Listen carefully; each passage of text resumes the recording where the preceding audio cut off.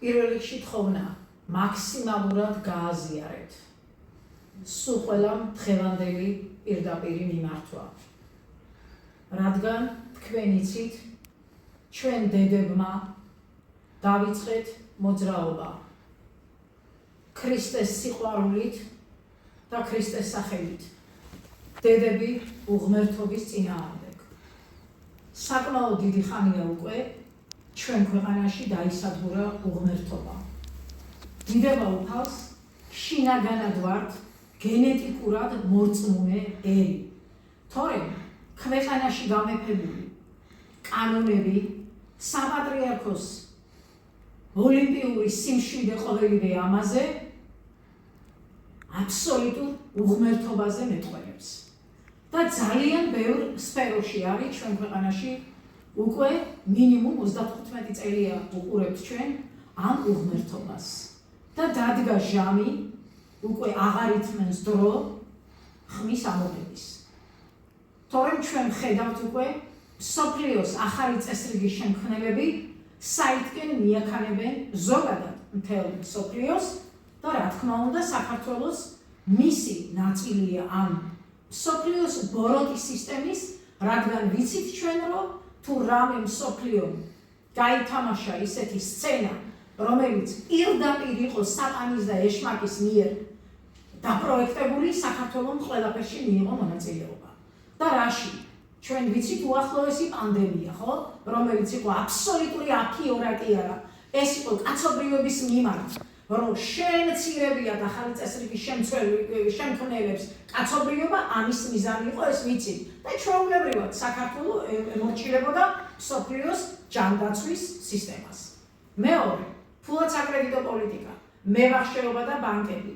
ეს არის არ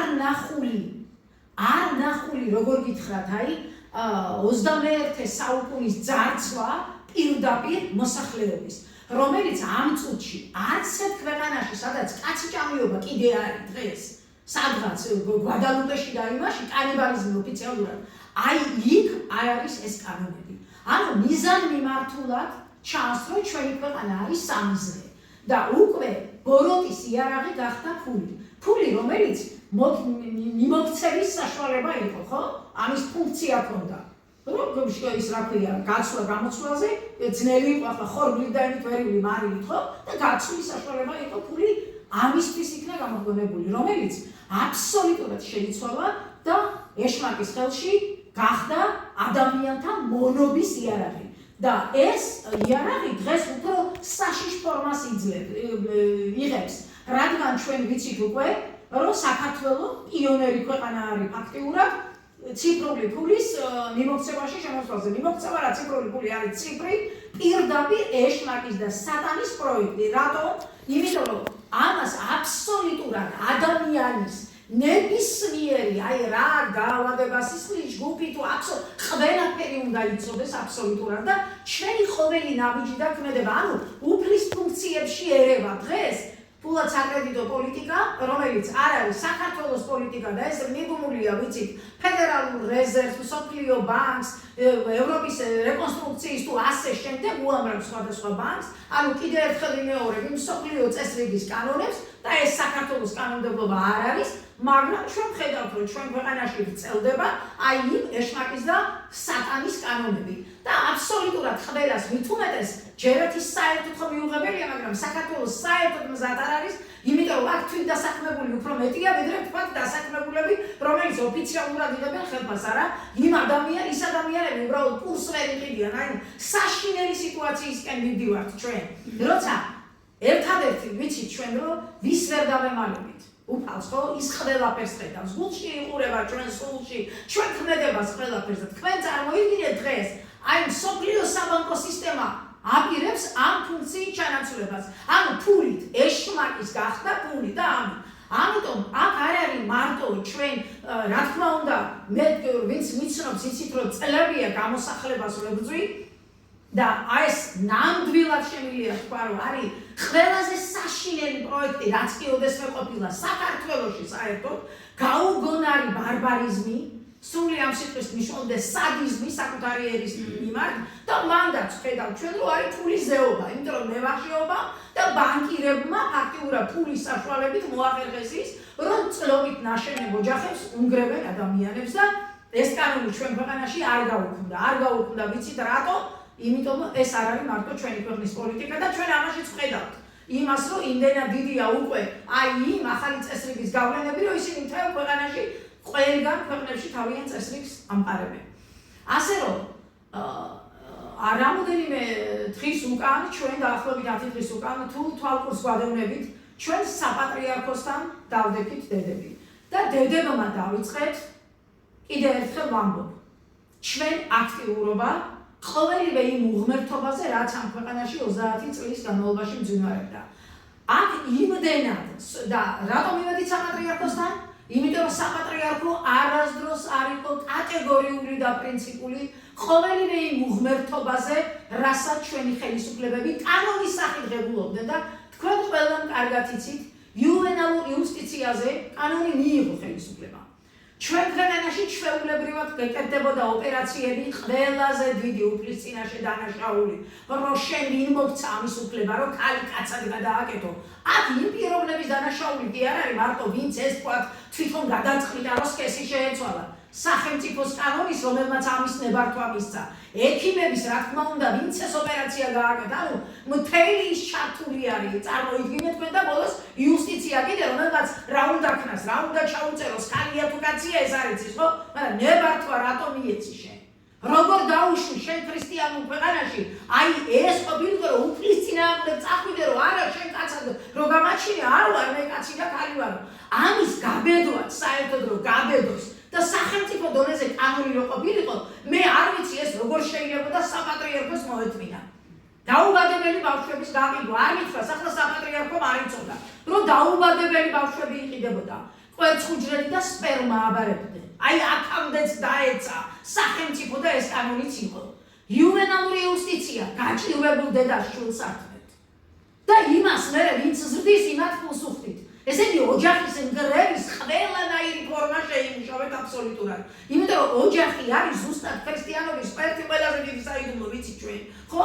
ოჯახი ინახავს ძლიერი ოჯახები სახელმწიფოს. და თუ ეს ოჯახები არ იქნება ძლიერი, საიდან იქნება გამაგებინეთ სახელმწიფო ძლიერი და არის კიდევაც. არის დაინგრა, დაიშალა ფაქტიურად სახელმწიფო. აღარ არსებობს სახელმწიფო. კიდე რამდენი რამ უღმერთობა შეიძლება ჩამოვთვალოთ ამ ქვეყანაში და კიდე ერთხელ ვამბობ, გამოსახლება რომელიც აი ამ სამარცხვინო ფურცელს 20 წლიანს უკვე საქართველოს ვერასდროს ვერ ჩამოირეცხავს. ვერასდროს აქაც, ხო ვიცით, ყველაზე დიდი მტერი არის ეს გამოსახლება ოჯახების და იშლება ეს ოჯახები. ფაქტიურად არანაირი თავმოყარეობა, არანაირი ღირსება ადამიანს არა აქვს, როცა ქუჩაში აგდებს სახელმწიფო და მერე ვალდებულება არ აქვს აგვიდის ესენი. ამიტომ ჩვენ დედებმა და ვამბობ, ქრისტეს სიყვარული დიდება უფალს ქრისტეს სახელით. რადგან ქრისტიანობა ითხოვს ჩვენგან ზუსტად ყოველივე უსამართლობაზე რეაგირებას. და ჩვენ ხედავთ, რომ ჩვენ დღეს ჩვენმა თანამედროვე, ვამბობ, გარემიქსებულმა საპატრიარქომ და მღვდლებმა ვერ შეასრულეს თავიანთი მისია და ფაქტიურად ზომბირებულ მრევლს ქმნიან. რადგან თუ ესენი თავის მოძღვრებისგან არიან დამოძღვრილები ისე ქრისტეს სიყვარულით, ამდენ უსამართლობას ამ ქვეყანაში ვერ მოითმენდა ერი. რა აზრი აქვს აზრებში სიარულს მაინტერესებს თუ ქვეყანა ამ ჭაობშია ჩაფლული. და დღეს კიდე ერთხელ გავიმეორებ მე, როცა არის ერთი ამბავი არაბიზაცია. ჯერეთ ის არაბიზაციას არ ნიშნავს, პირდაპირ ვამბობ და რატო? არაბული კომპანია აშენებს აქ ბინას. მე მომხრე ვარ, არ გეგონოთ. აქ აშენებს ბინებს, ხო და ქალაქს. ზოგს იყიდის ინგლისელი, ზოგს იყიდის ქართველი, ზოგს ამერიკელი და ასე შემდეგ და ზოგს არაბი იბინებს. და კი, ესეც გასაპროტესტებელია, მაგრამ რასაც ვამბობ, ეს თუ თქვენ გულამდე არ მიდის და წივილ-ტივილით, ფულის ზეობით და ფულის სიყვარულის გამო, რომ ოჯახები ინგრება, ამაზე რეაგირება რო არ გაქვთ, უბრალოდ მაინტერესებს შერჩევით რატო აპროტესტებთ რაღაც თემებს. იმიტომ რომ მორიგი, ტყუილი, ბლეფი სრული ამ სიტყვის მნიშვნელობით ხალხი გამოიყვანოს ვინ? კონსერვატორებმა და პატრიოტთა ალიანსმა. კონსე ორივე პატრიარქ მაგიდებლებმა, არა ქრისტეს მაგიდებლებმა, პატრიარქ მაგიდებლებმა და ვითომ რამოდენიმე სასულიერო პირი მომევლინოს მე დღეს ქვეყანაში პრობლემის გასაპროტესტებლად. არ გენდობით. პირდაპირ უნდა გითხრათ, არც ერთს არ გენდობით, არც პატრიოტთა ალიანსს და არც კონსერვატორებს და იმიტომ არ გენდობით, რომ უმწვავესი თემა რაც არის ამ ქვეყანაში, არასდროს ხმა არ ამოგიღიათ.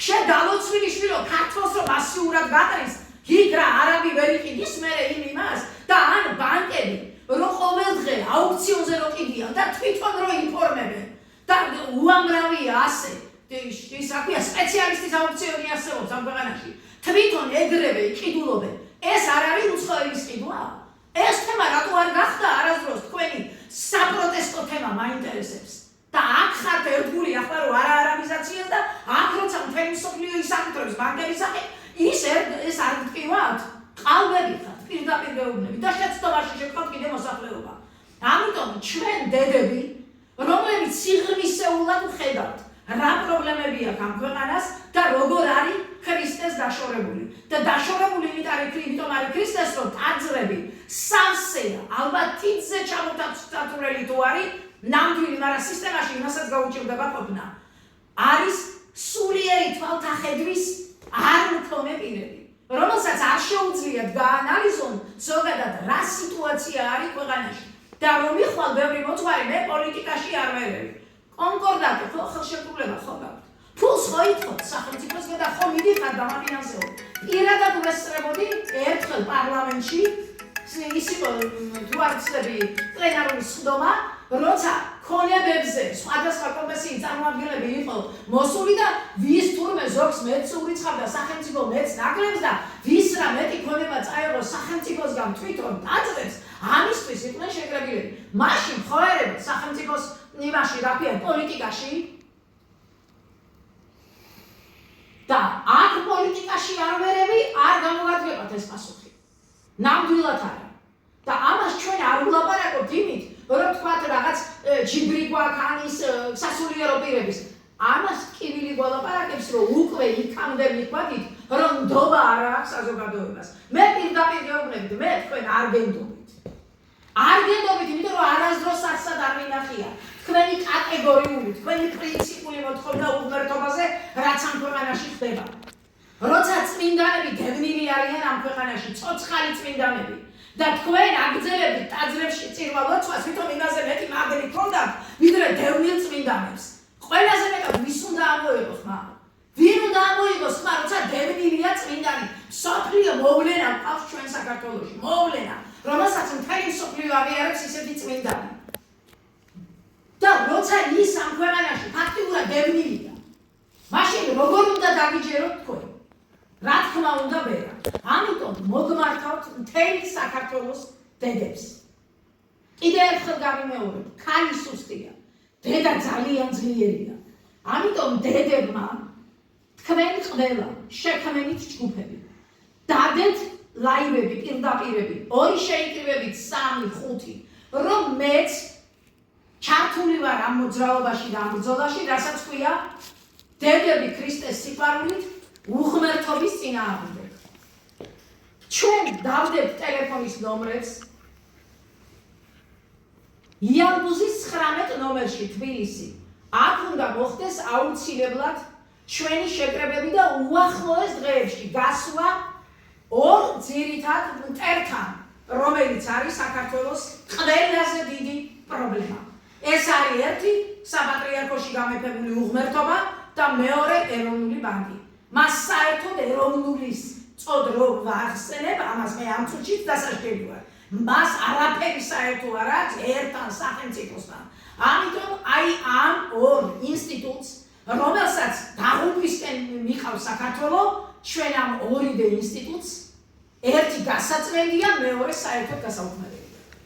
აუცილებლად ორივესთან შევიკრიბებით მთელი საქართველო. იმიტომ რომ საქართველო გაყიდულია. არაბებს აქეთ შემოაქვს ინვესტიცია, ამაზე ამხედრდა თურმე და კიდე ერთხელ ვამბობ, კორიდას ხარები გამოდიან, და გააჩერებს ხელისუფლება და თურმე ყველაფერი დაგაგდება, ასე არ არის შემოწმებო. არ არის ნამდვილად. რეალურად სიღრმეში უნდა ვიცოდეთ რა პრობლემა აქვს ქვეყანას და აუცილებლად უნდა შევაცვლებიოთ. მე ვამბობ, მე მრცხვენია, როცა დღეს ხვალზე კიდე ჩამოშლულია გამოსახლებები. უპირობო მოთხოვნა ვამბობ, უპირობო მოთხოვნა ეს იქნება და საპატრიარქო ხმას არიღებს და რაღაც მოჩვენები თავის შექმნილ ქრისტეზე ელაპარაკება.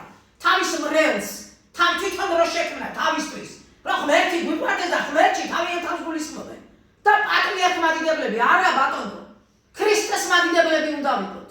და რასაც ქრისტე ითხოვს, ის უნდა ვაკეთოთ.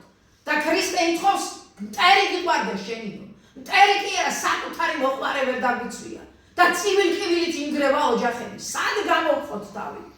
სად არის ქრისტიანიები? ამიტომ ეს მარაზმი უნდა ამ ქვეყანაში უნდა მოისმოს და ვამბობ, დევნილობაში მყოფ ჩვენ უდიდეს წმინდანს და ზოგადად წმინდანებს ზუსტად თავისი საპატიო ადგილი, რაც მათ ეკუთვნით, ის უნდა იმ ადგილზე უნდა იყოს ის. აუცილებლად ეს არის გასაკეთებელი. ამიტომ მოგიწოდებთ კიდევ ერთხელ შევიკრიბოთ, თქვენზეა დამოკიდებული, რაც დროზე იქნება გამოხმაურება და გვეცოდინება, რომ ჩვენ 1 და 2 და 5 არ გავალთ დედები და რაზმულები.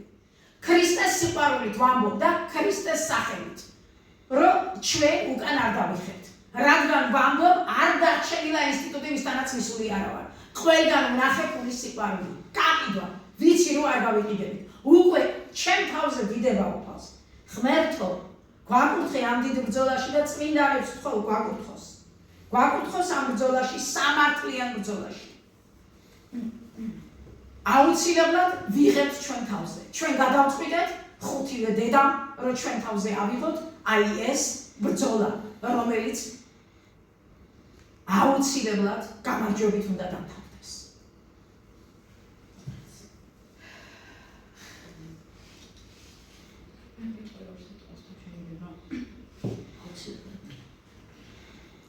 ნუ ახლა 16 წლიდან რასთან მახსოვს, სულ ამ პროცესში ვარ, რასაც ქვია და ვერთ ყველა.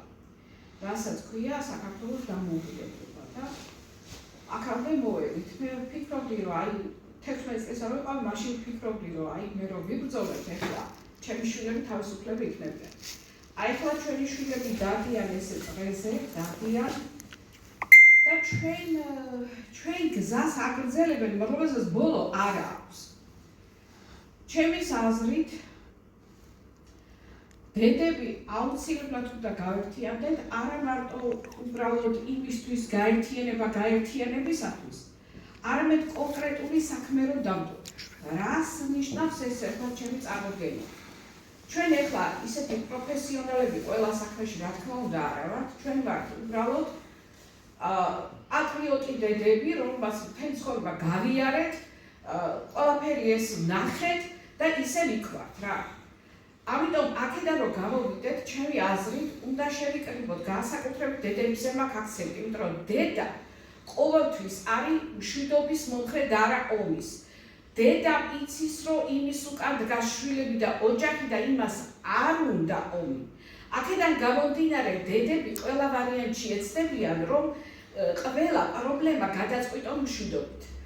და მშვიდობით რომ უნდა გადავწყვიტოთ, ჩემი აზრით ჯობია მოვიწვიოთ დედები, რომლებიც რა თქმა უნდა ამათ მამების მოყვებიან ესე ყოანება, მაგრამ ჩვენი შვილებიც, მაგრამ დედებმა უნდა დავიწყოთ. ეხლა არ გიგონოთ რომ მე მიხარია რომ კაბა მაცვია და ვზივარ აქა.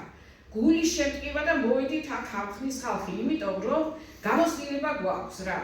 სამწუხაროდ ახალგაზრდა რო ხარ, გერჩის გული და გინდა რაღაცა ომი, მაგრამ გამოცდილება არ აქვს. ასაკში რო შეგიხარ, ხო? გამოცდილება გაქვს და უკვე ძალა აღარ შეგწევს. ამიტომ ახალგაზრდები მაქსიმალურად და გამოცდილი ადამიანები ჯობია შეიკრიბონ, რომლებიც არიან პროფესიონალები, განათლების განხრით, ასევე მშენებლობა არის, სოფლის მეურნეობა არის თუ რაც არის. და აი ამ შეკრებებზე, რომელიც მე ყოფილვარ, მხოლოდ ყოფილვარ, რომ მე ეს ვარ, მე ის ვარ, არამსახ არ აინტერესებს ვის რა გავიკეთებია. აი ახლა რასაც გავაკეთებთ, ეს არის საქმე. ამიტომ ყველა თუ არა გაქვთ კონკრეტული გეგმა იმისი, რომ რა უნდა გააკეთოთ ლაპარაკისთვის დუღა შევიკრიბებით. ამის დრო აღარ არის რა. დიდება ღმერთს, მადლობა დედებს, მადლობა ყველას. მინდა რაღაც ვერთხად აგვოცოთ რა ყველანი. მადლობა დღესთვის მე მორჩი. ერთი რამ მინდა, აი რატო ვართ ჩვენ დღეს ამ ფორმაში, უნდა გავმარტო. აი ამ ასოებით დიდება უფალს, დაწერილ სიტყვებში დევს აბსოლუტურად ყველაფერი სამყაროს გადარჩენა როგორ იქნება. და ჩვენ სიმბოლურად ზუსტად, იმიტომ გვაცვლია ასე, რომ აი ეს ჩვენ დაგვეხმარება, ამას ენერგეტიკა აქვს უზარმაზარი. ეს არის სამყაროს ენა. უყურეთ სამყარო, თვითონ აი მომაწოდა ამ წუთში ინფორმაცია. სამი მხარე ამ ქვეყანაზე რა არის? მამა, ძედა, სულიწმინდა. სამშობლო, ერთს რომელსაც უყურეთ სამი მშობელი უფალი ხავს. აქაც მამა, ძედა, სულიწმინდა. სამშობლო, სამივე მშობელი შენია. მეგრულად კიდე მამულიო, ხო ქართულად არის. მე მოვალო, მეუბნება უფალი თვითონ. მამულია მოვალო. და რა არის გამოვა? მართალი სიტყვა მოვა. და უკვე საქართველოს ეს მისია აქვს, რომ ეს მართალი სიტყვა მთელ მსოფლიოს უთხრას. სამსახურიო, სამს უნდა ემსახურო რას? მამას, ძეს და სულიწმინდას, ანუ უფალს, ხო? ვერავინ ვერ გაიმართლებ თავს და ამ სამსახურებში არა აქვს მნიშვნელობა დედა ხარ, ხო? აი ამ დედებს მოგიწოდებთ ზუსტად, რომ უფლის სამსახურს ჩვენი ენა გვავალებს. ჩვენ ყველაფრის მცოდნები არ დავჭერით აქ. რა თქმა უნდა, პროფესიონალები თავისი საქმის იტყვიან მერე სიტყვას და უამრავი გამოჩნდება, ვინც იცის ეს ქვეყანა როგორ დადგეს ქრისტეს მიერი კანონებით მართულ იმაში, რა ქვია, სიტუაციაში. აი მაშინ იქნება საქართველო გაბრწყინებული. როცა სიკეთე იზაინებს, სიმართლე იქნება, ადამიანი არ დაიჭაგრება და სიყვარული იქნება. აი ამისკენ ვისწრაფით ჩვენ. და კიდევ ერთხელ მოგიწოდებთ დედებო, შეიკრიბეთ ყველა რაიონში, ყველა სოფელში, ყველა ქალაქში. ტელეფონის ნომერს ჩემს სამწუთში ვაცხადებ და დავწერთ ჩვენ კიდევაც 599 51 82 25. დარეკეთ, სადაც შეიკრიბებით თვითონ ჩამოვალთ და დანარჩენს ჩვენ თქვენზეა დამოკიდებული ამ წუთში. თუ რამდენად მალე გავალთ ჩვენ, როგორც საპატრიარქოში, ისე ეროვნულ ბანკთან. ჩვენი სამიზნე ეს არის, არაფერი საქმე არ აქვს არც პრემიერ-მინისტრთან, არც პარლამენტის თავმჯდომარესთან და არც პრეზიდენტთან. არც ერთი, აი ეს ორი ინსტიტუტი, რომელმაც ამ იმამდე რომ მიიყვანა საქართველო, ვიცით ძალიან კარგად როგორ და რატო. ამიტომ ზუსტად აი იმ გადამტიოს უცხო ტესტს კაინის მოდგმას საქართველოს მართვის ბერკეტები უნდა გამოვაწალოთ. რადგან ეს რელიგია, რომელიც ამ წუთში, ამ ქვეყანაში ვითომ რწმენასთან ასოცირდება, ეს აბსოლუტურად სრულა. მან გადაუხვია ქრისტეს გზას და ზომბირებულ დაპროგრამებულ მრევლი მიიღეს. ამიტომ ეს რო არ არის ჭეშმარიტება და ქრისტეს რელიგია, რწმენა ჩვენ ძალიან კარგად ვიცით ეს და მხედავთ ამან რა დონემდე მიიყვანა ქვეყანა. ასე რომ დედებო, არ გვაპატიებს ღვთისმშობელი. არ გვაპატიებს უფალი, დიდება უფალს, დიდება ქრისტეს, ჩვენ სიჩუმეს. ჩვენ თქვენი აქტიურობის იმედი გვაქვს. იმიტომ რომ ხედავთ, სანამდე მივიდა ქვეყანა და დარწმუნებული ვარ, ჩვენს ერთსულოვნებას, სიმკიცეს, სინამაცეს, ზუსტად დედის ინსტინქტს, გადარჩენისთვის ბრძოლას, რომ ჩვენი შვილები და შვილიშვილები გადავარჩინოთ, უზარმაზარი ენერგეტიკა აქვს და ჩვენ ვაჩვენოთ მთელ მსოფლიოს. სამყაროს ვაჩვენოთ თუ რა შეუძლია დედას. რადგან ადამიანი ღვთის ხატად, ჩემ ხატად შევქმნიო უფალმა, თითქმის ყველაში ღვთისმშობელია, ყველა დედაში. რადგან ღვთის ხატად შეიქმნა ადამიანი. ამიტომ აბადედებო, თქვენ იცით. ტელეფონის ნომრები ვთქვათ. 27 27 72 593 40 37 57. ხო დავწერთ ჩვენ კიდევაც და დავდებთ. აუცილებლად დარეკეთ, ყოველ წუთს მზათავართ. იმიტომ რომ დრო არ ითმის, უნდა ვიჩქაროთ.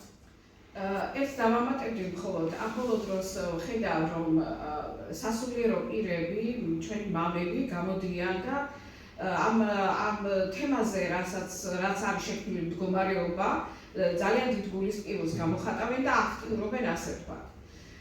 მე მინდა თავისუფლება მივცე, იმიტომ რომ სხვა გამოსავალი ახლა არა გვაქვს რაღაც უკან დგომის, ხო? ახლა აქამდე მოვედით. მამებო, ვისაც გული შეგტკივათ საქართველოსთვის, შეიკრიბეთ ერთად და დაიწყეთ წმენდა საპატრიარქოდან. აუცილებლად.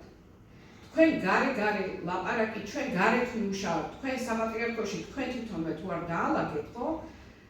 რანაირად იქნება ახლა? მე ესე ვიცი, რომ იმისთვის არის ეკლესია, იმისთვის ვწირავთ ჩვენ ადამიანების შესაწყინებს, იმიტომ იმეტებთ ყველა ლუკმას თუ რამე გაგვაჩნია იქითკენ რომ ვდებთ, რომ ვიცით ჩვენ არ ვიცით ვის უჭირს, ვის არ უჭირს. ეს ყველაფერი ეკლესიამ უნდა გაანაწილოს ამ გაჭირვებულ ხალხზე. ჩვენ არ უნდა გვყავდეს მშიერი ბავშვები, ჩვენ არ უნდა გვყავდეს ავადმყოფი ბავშვები. ერთმანეთში ესე რომ ვაგროვებთ ფულს და ხან თურქეთში ვაგზავნით და ხან სად, ხო?